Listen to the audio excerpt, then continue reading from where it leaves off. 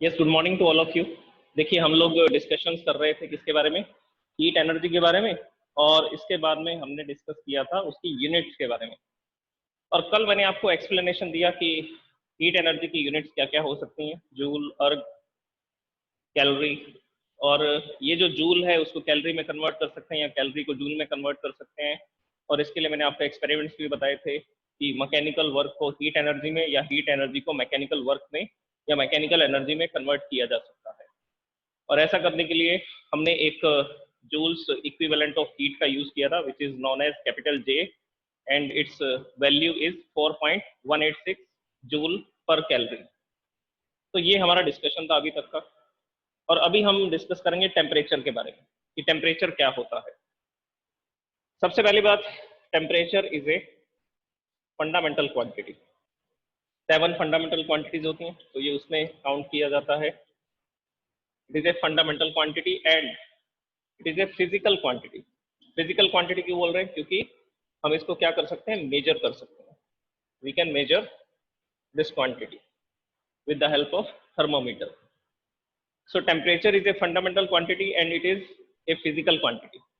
इसके बाद में एक सिंपल सी डेफिनेशन लिखता हूं मैं टेम्परेचर की, फिर एक और डेफिनेशन लिखेंगे हम हीट से रिलेटेड जो डेफिनेशन होगी। और मैंने आपको ये भी बताया था कि जब मैं टेम्परेचर एक्सप्लेन करूंगा तो आपको हीट एनर्जी की एक डेफिनेशन और बताऊंगा। तो पहले टेम्परेचर को देखते हैं। टेम्परेचर क्या होता है? Temperature is the degree of hotness and coldness.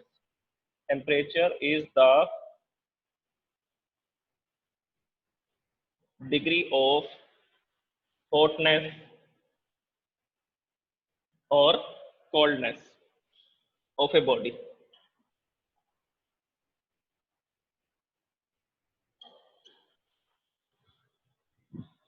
It is a degree of hotness और कोल्डनेस।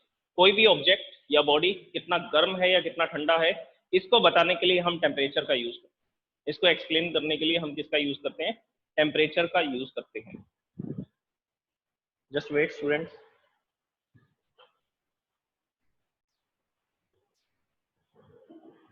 तो देखिए, हम लोग बात कर रहे थे टेम्परेचर के बारे में। Temperature is a fundamental quantity and it is a physical quantity and temperature is the degree of hotness और coldness of a body. Temperature एक ऐसी क्वांटिटी है जो हमें ये बताती है कि कोई भी ऑब्जेक्ट या बॉडी कितना गर्म है या कितना ठंडा है। So this is the general definition. अब देखिए, हीट एनर्जी फ्लो करती है हाई टेम्परेचर से लो टेम्परेचर की तरफ। तो हम लोग अभी बात करने वाले हैं हीट एनर्जी के बारे में। हीट एनर्जी फ्लो करती है from the body of high temperature, from the body of higher temperature या हाई टेम्परेचर लिख सकते हैं, टू द बॉडी ऑफ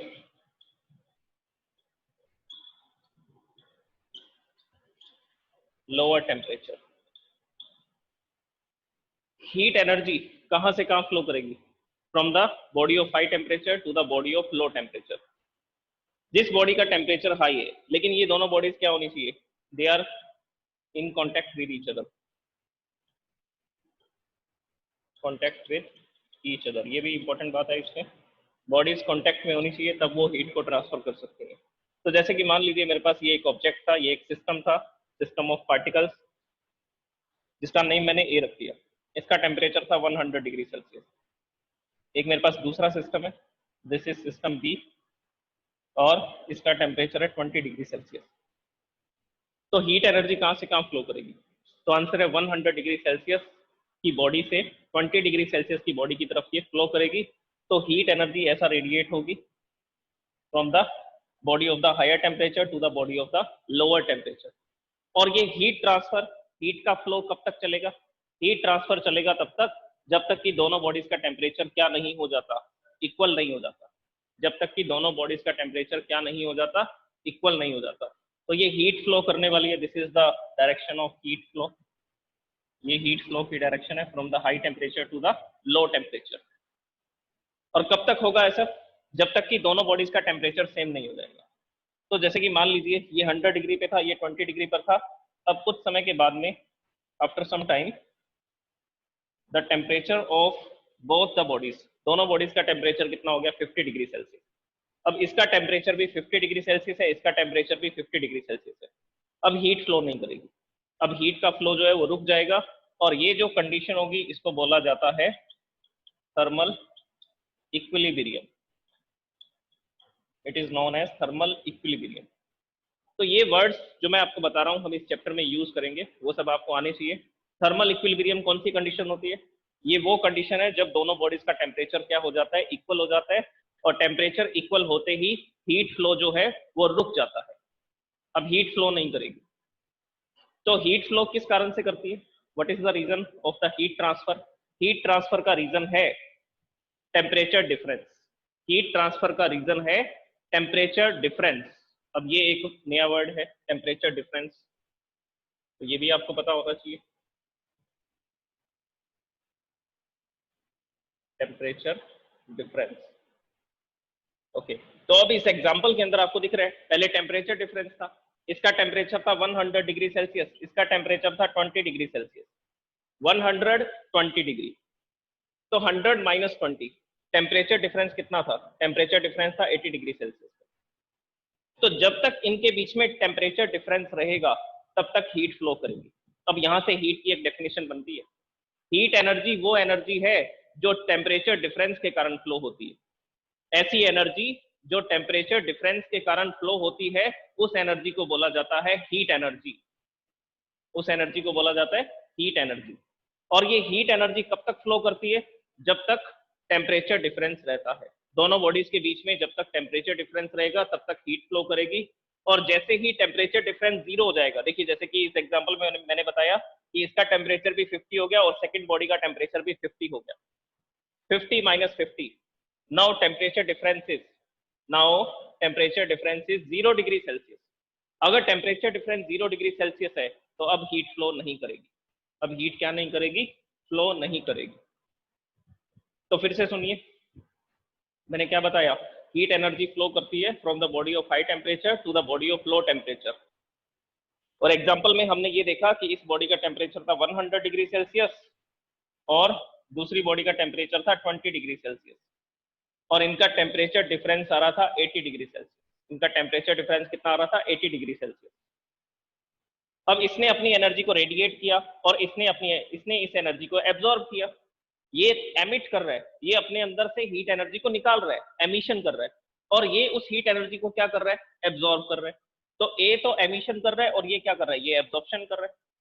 तो हीट ट्रांसफर हो रही है ए से बी की तरफ। अब क्या हुआ? मान लीजिए इसके पास 1000 जूल की एनर्जी थी, it is having energy of 1000 joule. वैसे तो कैलोरी में लिखते हैं, फिर भी मैं एग्जांपल के रूप में आपको जूल के कंपैरिजन में बताता हूँ। इसके पास एनर्जी थी 1000 जूल और इसके पास एनर्जी थी 200 जूल, 200 जूल। अब क्या होगा? एनर्जी ट्रांसफर होगी 1000 जूल से 200 जूल की तरफ। हमने इसको जूल में ना पढ़ करके डिग्री सेल्सियस में पढ़ लिया, टेम्परेचर डिफरेंस की लैंग्वेज में पढ़ लिया, ये एनर्जी डिफरेंस की लैंग्वेज आ जाएगी कि एनर्जी का डिफरेंस है, इसमें 1000 जूल एनर्जी है, इसमें 200 जूल एनर्जी है, इंटरनल एनर्जी। तो ये एनर्जी डिफरेंस है, ये टेम्परेचर डिफरेंस है। तो दोनों लैंग्वेज में आप इसको स्टडी कर सकते हो। ओके, अब इसने अपनी हीट एनर्जी को एमिट किया और इसने इस हीट एनर्जी को एब्जॉर्ब किया। अब ये 1000 जूल की जो एनर्जी थी, ये एनर्जी धीरे धीरे कम होती जा रही है। इसने 200 एनर्जी को रेडिएट कर दिया, तो इसकी एनर्जी तो 800 रहेगी, और इसने 200 एनर्जी को एब्जॉर्ब कर लिया, तो इसकी एनर्जी होगी 400। तो इसकी एनर्जी कितनी हो चुकी है? 400 जूल। अब उसके बाद फिर से क्या हुआ? इसने रेडिएशन किया, ये रेडिएशन करता रहा और ये एब्जॉर्प्शन करता रहा। लास्ट में जाकर के ऐसी कंडीशन आई कि दोनों की एनर्जी 500 जूल 500 जूल होगी। और दोनों की एनर्जी अगर 500 500 है तो उस समय पर हमने देखा कि दोनों का टेम्परेचर 50 डिग्री सेल्सियस आ रहा है, 50 डिग्री सेल्सियस आ रहा है, that is temperature difference 0 degree Celsius. Temperature difference 0 degree Celsius होते ही हमने बोला कौन सी कंडीशन आ गई? थर्मल इक्विलिब्रियम की कंडीशन आ गई, जिसमें हीट ट्रांसफर नहीं हो रहा, जिसमें हीट एनर्जी ट्रांसफर नहीं हो रही, क्योंकि टेम्परेचर डिफरेंस ही नहीं है। हीट फ्लो क्यों करती है? हीट के ट्रांसफर होने का रीजन क्या है? ये मैंने अभी पूछा था क्वेश्चन, उसका रीजन है टेम्परेचर डिफरेंस। तो जब तक टेम्परेचर डिफरेंस रहेगा, जब तक टेम्परेचर डिफरेंस रहेगा तब तक हीट ट्रांसफर होगी, और जैसे ही टेम्परेचर डिफरेंस 0 हो गया, हीट ट्रांसफर नहीं होगी। तो यहां से हीट एनर्जी की एक डेफिनेशन बन सकती है, क्या बोलेंगे? The energy which flows due to the temperature difference of the body, the energy which flows due to the temperature difference of the bodies is called heat energy. ऐसी energy जो bodies के temperature difference के कारण flow होती है, उस energy को बोला जाता है हीट एनर्जी। उस एनर्जी को बोला जाता है हीट एनर्जी। तो ये सब हमने अभी डिस्कस किया टेम्परेचर के बारे में, टेम्परेचर डिफरेंस के बारे में, हीट एनर्जी की नई डेफिनेशन के बारे में on the basis of the temperature difference. Heat की नई डेफिनेशन बताई किसके बेसिस पर? टेम्परेचर डिफरेंस के बेसिस पर। अब देखिए टेम्परेचर की भी एक डेफिनेशन बना सकते हैं। टेम्परेचर की भी क्या बना सकते हैं? एक डेफिनेशन बना सकते हैं। किसके बेसिस पर? हीट एनर्जी के बेसिस पर। डेफिनेशन को उल्टा कर देंगे बस। हमने बोला था ऐसी एनर्जी जो टेम्परेचर डिफरेंस के कारण फ्लो होती है उसको हीट एनर्जी बोलते हैं। अब इसी से हम लोग टेम्परेचर की डेफिनेशन बना सकते हैं। डेफिनेशन को रिवर्स कर दीजिए, डेफिनेशन को रिवर्स कर दीजिए। हम बोलेंगे हीट एनर्जी फ्लो होती है, हीट एनर्जी फ्लो होती है जिस फिजिकल क्वांटिटी के डिफरेंस के कारण उसको टेम्परेचर बोलते हैं। हीट एनर्जी जिस फिजिकल क्वांटिटी के डिफरेंस के कारण फ्लो होती है उस क्वांटिटी को क्या बोला जाता है? उस क्वांटिटी को टेम्परेचर बोला जाता है। तो आप हीट एनर्जी से टेम्परेचर की डेफिनेशन दे सकते हैं, या टेम्परेचर से, टेम्परेचर डिफरेंस से आप किसकी डेफिनेशन दे सकते हैं? हीट एनर्जी की। तो दोनों क्वांटिटीज की डेफिनेशन एक दूसरे से बनाई जा सकती है। हीट की डेफिनेशन टेम्परेचर से, टेम्परेचर की डेफिनेशन हीट एनर्जी से। ये स्टेटमेंट्स आप यूज कर सकते हैं। ओके, ये खत्म हुई कहानी टेम्परेचर की। It is just introduction. अभी इंट्रोडक्शन चल रहा है चैप्टर का, अभी कैलकुलेशंस आएंगी तब चैप्टर शुरू होगा। अब हम बात करते हैं मेजरमेंट ऑफ टेम्परेचर। अब हम बात करते हैं मेजरमेंट ऑफ टेम्परेचर, कैसे मेजरमेंट किया जा सकता है। अच्छा, इस ब्रांच को क्या बोलते हैं? Thermometry. Now we are going to study measurement of temperature. हम लोग टेम्परेचर को मेजर करने वाले हैं। कैसे मेजर करते हैं? लेंथ को कैसे मेजर करते हो? लेंथ को मेजर करने के लिए हमने स्केल बना रखे हैं, metre scale, centimetre scale, inch scale. तो इस तरह से हमने डिफरेंट डिफरेंट टाइप के स्केल्स बना रखे हैं। इसी तरह से टेम्परेचर को मेजर करने के लिए भी क्या चाहिए होगा? हमें जरूरत पड़ेगी स्केल की। अब वो स्केल किसने बनाए? तो आंसर है अलग अलग साइंटिस्ट ने बनाए। और हम उन सभी स्केल्स को अभी स्टडी करने वाले हैं कि कौन कौन से स्केल्स हमें पढ़ने हैं और टेम्परेचर को कैसे कन्वर्ट किया जाएगा डिग्री सेल्सियस से फ़ारेनहाइट में, फ़ारेनहाइट से केल्विन में, केल्विन से र्यूमर में। तो डिफरेंट डिफरेंट टाइप के स्केल्स को हम अभी स्टडी करेंगे। ओके, सबसे पहले मैं एक डेफिनेशन बताने वाला हूं किसकी? Thermometry. Thermometry is the branch of physics, या ऐसा बोल सकते हैं thermometry is the branch of thermodynamics. देखिए थर्मो, थर्मो का मतलब हीट, डायनेमिक्स, डायनेमिक्स का मतलब चलना, स्टैटिक का मतलब होता है रुका हुआ, डायनेमिक का मतलब होता है मूवमेंट। ब्रांच ऑफ थर्मोडायनेमिक्स जिसमें हीट ट्रांसफर होती है उसकी ब्रांच। और ये किससे रिलेटेड है? ये रिलेटेड है मेजरमेंट ऑफ टेम्परेचर से। तो इसकी डेफिनेशन में क्या बोलेंगे? The branch of thermodynamics, the branch of thermodynamics which deals with the measurement of temperature. The branch of thermodynamics which deals with the measurement of temperature is called thermometry, is called thermometry। ऐसी branch, thermodynamics की ऐसी branch जो deal करती है measurement of temperature से, that is known as thermometry. Okay, अब thermometry पढ़ लिया, अब हम पढ़ेंगे थर्मोमीटर क्या होता है। थर्मोमीटर एक डिवाइस है।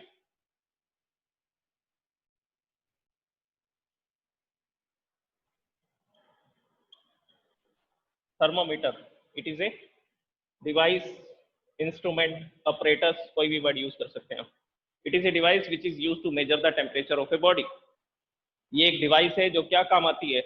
To measure the temperature of a body. किसी भी बॉडी का टेम्परेचर आपको मेजर करना है तो किससे मेजर करेंगे? किससे मेजर करेंगे? थर्मोमीटर से मेजर करेंगे। किससे मेजर किया जाएगा? थर्मोमीटर से मेजर किया जाएगा। अब मैं आपको बताता हूँ थर्मोमीटर कैसे बनाए जाते हैं। कैसे बनाए जाते हैं? तो बनाते हैं भाई थर्मोमीटर, हम लोग बात करते हैं। अच्छा, ये सब मैं इरेज कर देता हूँ। ये समझ आ गया आपको थर्मोमेट्री क्या है, जिसमें मेजरमेंट ऑफ टेम्परेचर के साथ डील किया जाता है, दैट इज द थर्मोमेट्री। मतलब कि थर्मोमीटर्स की स्टडी की जाती है, मेजरमेंट की स्टडी की जाती है, टेम्परेचर मेजरमेंट की स्टडी कर रहे हैं, दैट इज थर्मोमेट्री। थर्मोमीटर एक डिवाइस है which is use to measure the temperature of a body. Now we are going to discuss about the making of a thermometer.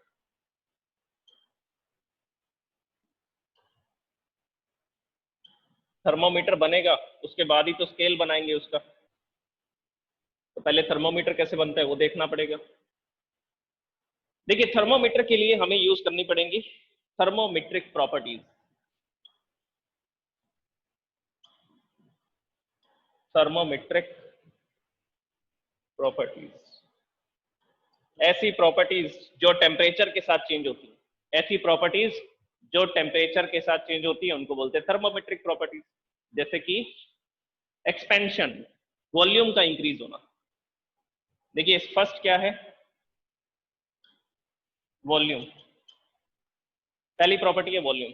Volume को change, volume कैसे change होती है, temperature को change करने से। जैसे कि मरकरी को यूज किया जाता है, जो जनरल सब्सटेंस है जो थर्मोमीटर बनाने में यूज किया जाता है दैट इज मरकरी। एल्कोहल को भी यूज कर सकते हैं, एल्कोहल भी एक्सपेंशन दिखाता है, एल्कोहल भी क्या दिखाता है, एक्सपेंशन दिखाता है। तो जैसे जैसे हम टेम्परेचर को राइज करेंगे, देखिए टेम्परेचर को मैं कैपिटल टी से लिख रहा हूं, तो जैसे जैसे हम टेम्परेचर को राइज करेंगे उसके साथ साथ क्या राइज होगा, उसके साथ साथ वॉल्यूम राइज होगी, वॉल्यूम बढ़ती जाएगी, वॉल्यूम इंक्रीज होती जाएगी।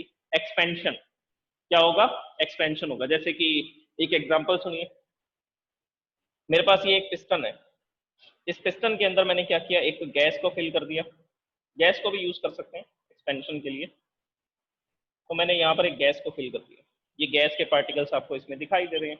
ये पार्टिकल्स कंटिन्यूसली क्या कर रहे हैं, मोशन कर रहे हैं।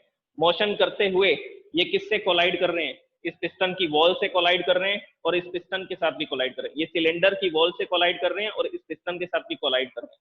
तो सब जगह पर ये फोर्स लगा रहे हैं। अब मैंने क्या किया, यहाँ पर एक बर्नर लगाया, एक बर्नर का यूज किया, बर्नर का यूज करके मैंने इसको हीट अप करना शुरू कर दिया, गर्म करना शुरू कर दिया। जैसे ही मैंने इसको गर्म किया टेम्परेचर राइज होगा, टेम्परेचर राइज होगा, पार्टिकल्स की काइनेटिक एनर्जी बढ़ेगी, पार्टिकल्स की काइनेटिक एनर्जी बढ़ेगी तो वो फास्ट मूविंग पार्टिकल हो जाएंगे, हाई वेलोसिटी से मूव करेंगे, हाई वेलोसिटी से मूव करेंगे तो पिस्टन के साथ टकराएंगे, पिस्टन के साथ टकराएंगे तो ज्यादा फोर्स लगाएंगे, ज्यादा फोर्स लगाएंगे तो पिस्टन ऊपर की तरफ जाएगा। पिस्टन यहां से, ये इसकी फर्स्ट पोजीशन है, फर्स्ट पोजीशन से ये इस पोजीशन पर आ गया, दैट इज सेकेंड पोजीशन। ये ऐसा ऊपर की तरफ बढ़ता जा रहा है, ऐसा ऊपर की तरफ बढ़ता जा रहा है, तो ये फर्स्ट से सेकंड पोजीशन पर आ गया। हमने बोला पिस्टन ऊपर गया, गैस हो गई एक्सपेंड, गैस हो गई expand. So this is expansion. फिर से सुन लीजिए, बहुत सारी बातें इसमें इन्वॉल्व थी। मैंने क्या क्या बताया, जैसे ही मैंने हीट एनर्जी दी टेम्परेचर राइज हुआ, टेम्परेचर राइज होने का मतलब है पार्टिकल्स की काइनेटिक एनर्जी बढ़ गई, पार्टिकल्स की काइनेटिक एनर्जी इंक्रीज होने का मतलब है पार्टिकल्स की वेलोसिटी इंक्रीज हो चुकी है, they are moving with the high velocity. अगर वो हाई वेलोसिटी से मूव कर रहे हैं तो वो जैसे ही पिस्टन के साथ टकराएंगे, ये पिस्टन के साथ कोलाइड करेंगे तो पिस्टन पर अब ज्यादा फोर्स लगाएंगे, फोर्स ज्यादा लगाएंगे तो पिस्टन डिस्प्लेसमेंट दिखाएगा, force into displacement, mechanical work होगा, हीट एनर्जी मैकेनिकल एनर्जी में कन्वर्ट हो रही है। तो यहाँ पर फोर्स लगा, ये पिस्टन गया ऊपर, पिस्टन ऊपर गया, हमने बोला एक्सपेंशन हो गया। बस एक्सपेरिमेंट से रिजल्ट आ गए, टेम्परेचर इंक्रीज करने से वॉल्यूम इंक्रीज होती है, टेम्परेचर इंक्रीज करने से वॉल्यूम इंक्रीज होती है।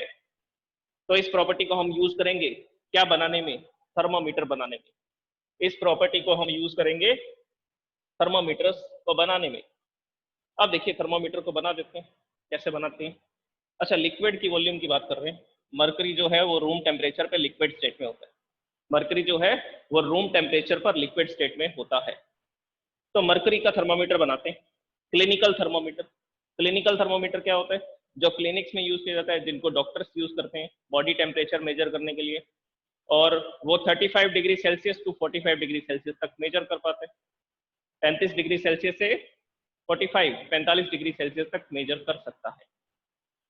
ओके, अब देखिए क्या होने वाला है थर्मोमीटर की मेकिंग में। यहाँ पर एक ग्लास ट्यूब होती है, this is the glass tube, और इस ग्लास ट्यूब के अंदर यहाँ पर बीच में एक होलो स्पेस होता है, एक खाली जगह होती है, होलो स्पेस होता है। ये बीच में ट्यूब आपको दिखाई दे रही है, इस ट्यूब में ये होलो स्पेस है, बाकी सॉलिड ग्लास है। दिस इज सॉलिड ग्लास, ये सारा का सारा सॉलिड ग्लास है, और इसके बीच में एक ट्यूब है, और इसके जस्ट लास्ट में एक बल्ब लगा होता है। ये बल्ब मेटल का होता है, ये बल्ब किसका होता है, ये बल्ब होता है मेटल का। तो यहाँ पर हमने ये बल्ब बनाया, और इस बल्ब के अंदर क्या फिल रहता है, मरकरी। इस बल्ब में क्या फिल कर दिया हमने, इस बल्ब में हमने फिल कर दिया मरकरी मेटल को। मरकरी मेटल 20 डिग्री सेल्सियस पर, 20 डिग्री सेल्सियस पर कैसा था, लिक्विड स्टेट में था, तो ये तो लिक्विड स्टेट में। अब क्या करेंगे, अब यहाँ पर हम लोग एक स्केल बना देंगे। स्केल कैसे बनाएंगे, स्केल बनाने के लिए कैलिब्रेशन करना पड़ेगा। कैलिब्रेशन एक प्रोसेस है जिसमें हम लोग ये देखते हैं कि कितना टेम्परेचर बढ़ाने से कितनी वॉल्यूम बढ़ती है। अब फॉर एग्जाम्पल बता रहा हूँ, मैं ऐसा नहीं बोल रहा कि मरकरी मेटल के लिए ऐसा होगा। I am not saying that it is happen with the mercury metal. Okay, तो एक यहाँ पर स्केल भी बनाना पड़ेगा। स्केल बनाने के लिए देखिए हम लोग क्या यूज करने वाले हैं। दिस इज बल्ब, ये बल्ब है और इस बल्ब के अंदर मरकरी मेटल को फिल किया गया। अब देखिए एक रीडिंग नोट करते हैं। हमने ये बोला कि 20 डिग्री सेल्सियस पर मरकरी की जो वॉल्यूम थी वो थी 1 मीटर क्यूब। मैंने इसका टेम्परेचर 40 डिग्री सेल्सियस कर दिया। टेम्परेचर जस्ट डबल किया, मैंने देखा इसकी वॉल्यूम भी डबल होगी।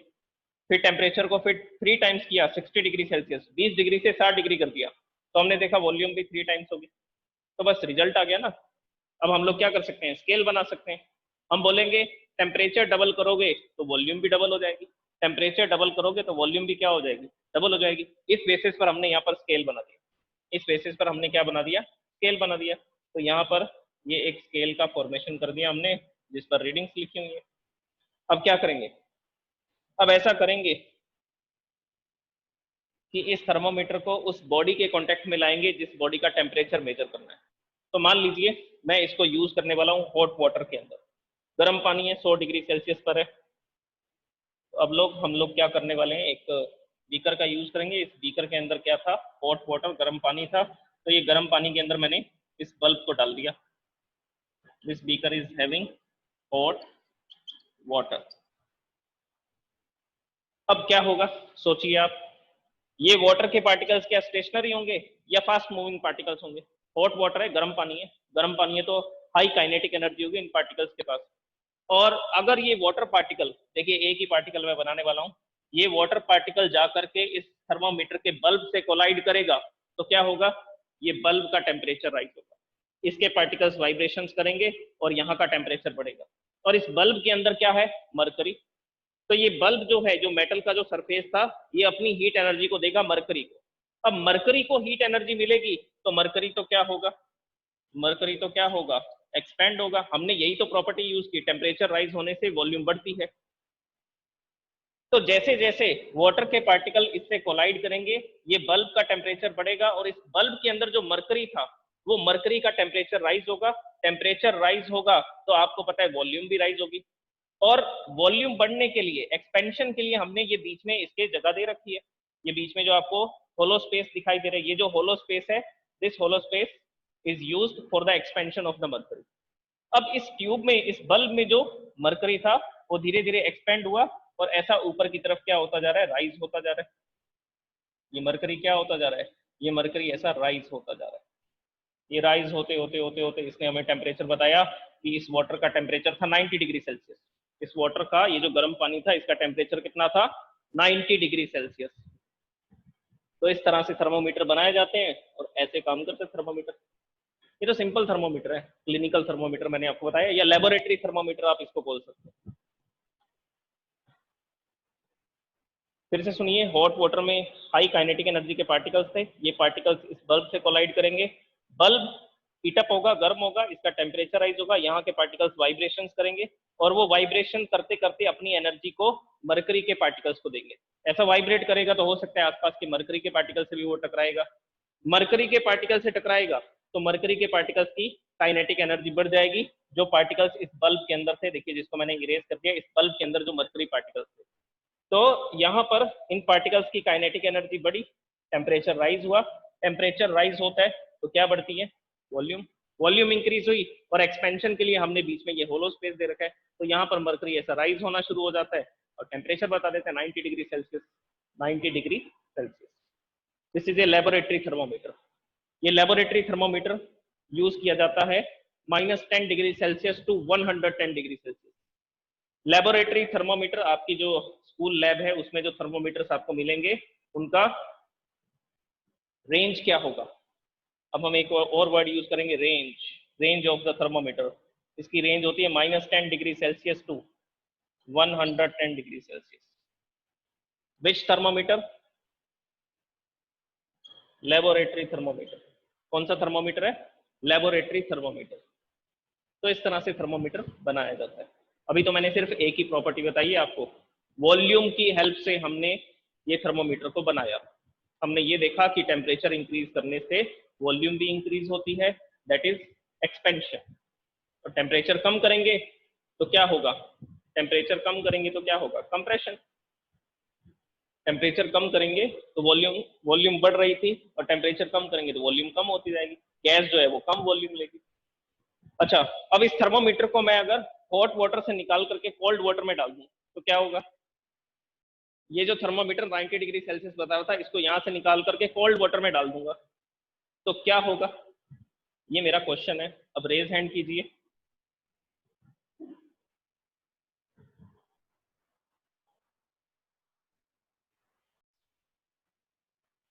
तो देखिए, मरकरी था 90 डिग्री सेल्सियस पर। अब हमने क्या किया, इसको अचानक से सडनली कोल्ड वाटर के बीकर में ट्रांसफर कर दिया। This beaker is having cold water. इसका टेम्परेचर है 5 डिग्री सेल्सियस। तो जैसे ही मैं इस थर्मोमीटर को यहाँ पर लेकर के आऊंगा और इसमें डालूंगा तो क्या होगा? तो ये होगा कि इसमें जो मरकरी था वो, उसकी काइनेटिक एनर्जी कहाँ जाएगी? वाटर पार्टिकल्स में जाएगी, because this mercury is at high temperature. ये हाई टेम्परेचर पर है और ये किस पर है? लो टेम्परेचर पर। तो हीट एनर्जी कहाँ से कहाँ ट्रांसफर होगी? हाई टेम्परेचर से लो टेम्परेचर की तरफ, और मरकरी के पार्टिकल्स की एनर्जी कम होती जाएगी। एनर्जी कम होने का मतलब है टेम्परेचर कम होगा, टेम्परेचर कम होने का मतलब है वॉल्यूम कम होती जाएगी। अब इस मरकरी का लेवल कम हो जाएगा, तो यहाँ पर ये 5 डिग्री सेल्सियस पर आ जाएगा, 90 से 5 पर आ जाएगा, 85 डिग्री सेल्सियस नीचे आ जाएगा। ओके, तो ये था थर्मोमीटर, और इस तरह से इसको यूज करते हैं। कल हम डिस्कस करेंगे नेक्स्ट प्रॉपर्टी, प्रेशर। उससे भी बना सकते हैं हम लोग। रेजिस्टेंस को भी यूज कर सकते हैं। 10th क्लास में आपने स्टडी किया ना रेजिस्टेंस, उस प्रॉपर्टी को भी यूज किया जाता है थर्मोमीटर बनाने के लिए। तो कल डिस्कस करेंगे इसके बारे में। Thank you so much.